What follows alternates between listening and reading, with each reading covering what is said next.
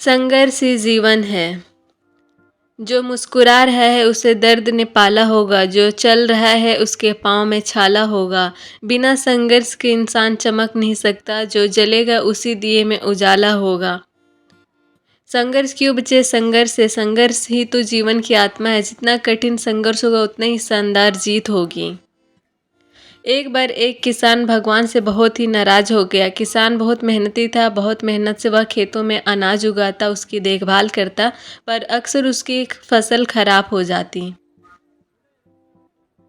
एक दिन वह किसान गुस्से में आसमान की ओर देखकर भगवान से कहा, हे ईश्वर, आपको लोग स्वर्गज्ञाता मानते हैं कि आप सब जानते हैं, कहते हैं कि आपकी इच्छा के बिना एक पत्ता भी नहीं हिलता, पर मुझे तो लगता है कि आप छोटी से छोटी बात भी नहीं जानते।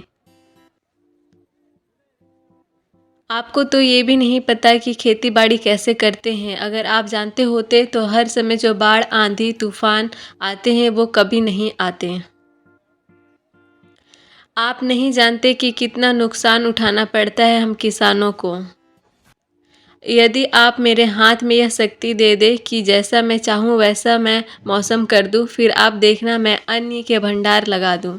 भगवान इस किसान के तीखे वाक्य सुनकर मुस्कुरा रहे थे और वह किसान के सामने प्रकट होकर बोले, मैं आज से तुझे यह शक्ति देता हूँ कि तुम अपने खेतों पर तुम्हारी जैसी इच्छा ही तुम वैसा मौसम कर दोगे। मैं बिल्कुल भी दखल नहीं दूंगा, तुम्हारी इच्छा से सब कुछ होगा। किसान बहुत खुश हो गया। किसान ने गेहूं की फसल अपनी खेतों में बोई। जब उसे लगा कि खेतों को धूप चाहिए तो खेतों को धूप मिले। जब पानी बरसना चाहिए तभी पानी बरसा। आंधी, तूफान, बाढ़ कुछ भी उसने अपने खेतों पर आने नहीं दिया। किसान के खेत में इस वर्ष ऐसी फसल हुई जैसी कभी नहीं हुई थी। हरी भरी लहलहाती फसल। मन ही मन वह बहुत खुश हो गया और सोचने लगा, अब तू सबूत के साथ दिखाऊंगा भगवान को कि इसे कहते हैं शक्ति का सही उपयोग। मेरा सफलता देखकर उन्हें अपने नियम जरूर बदलने पड़ेंगे। कुछ दिन गुजरे, फसल कटने को तैयार हो गए। किसान बहुत उत्सुकता के साथ फसल को काटने लगा, पर जैसे ही उसकी नज़र गेहूं की बालियों पर गया तो उसने अपना सिर पीट लिया और वह रोने चिल्लाने लगा। गेहूं की एक भी बाली के अंदर गेहूं का दाना नहीं था। सारी बालियां अंदर से खाली थी। किसान बहुत दुखी हो गया। उसने भगवान को रोते हुए फिर पुकारा, है प्रभु, तुमने ये मेरे साथ क्या किया? क्या तुमने मुझे कोई सजा दी?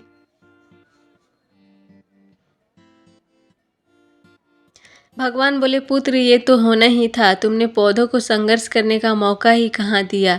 ना तो तुमने उन्हें आंधियों से जूझने दिया, ना तेज बारिश से सहने दिया, और ना ही धूप में तपने दिया। एक भी चुनौती का सामना तुमने उन्हें नहीं करने दिया, इसलिए सारे पौधों अंदर से खोखले रह गए। जब आंधी, तूफान, तेज बारिश और धूप पड़ती है तभी ये पौधा अपने अस्तित्व को बचाने के लिए संघर्ष करते हैं, और इसी संघर्ष से एक बल पैदा होता है जिससे शक्ति होती है, ऊर्जा होती है, और यही ऊर्जा पूर्ति तेरे गेहूं के दानों की तरह जो नहीं फूटी। तूने उन्हें कठिन परिस्थितियों से गुजरने ही नहीं दिया जहां उनके अस्तित्व का जन्म होता है। सारे बालियां इसलिए खाली है, इसमें एक भी गेहूं का दाना इसलिए नहीं है क्योंकि तुमने अपने पौधों को संघर्ष कराया ही नहीं।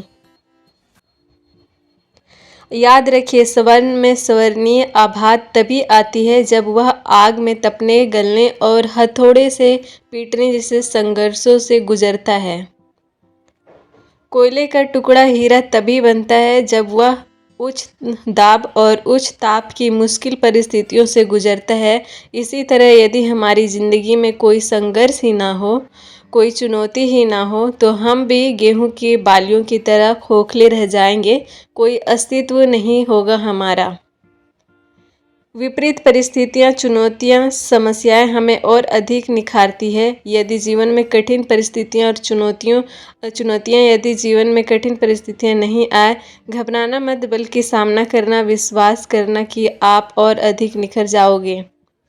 किसी ने कितना सही कहा है, जिंदगी जीना आसान नहीं होता, बिना संघर्ष कोई महान नहीं होता। जब तक ना पड़े हथौड़े की चोट तब तक पत्थर भी भगवान नहीं होता।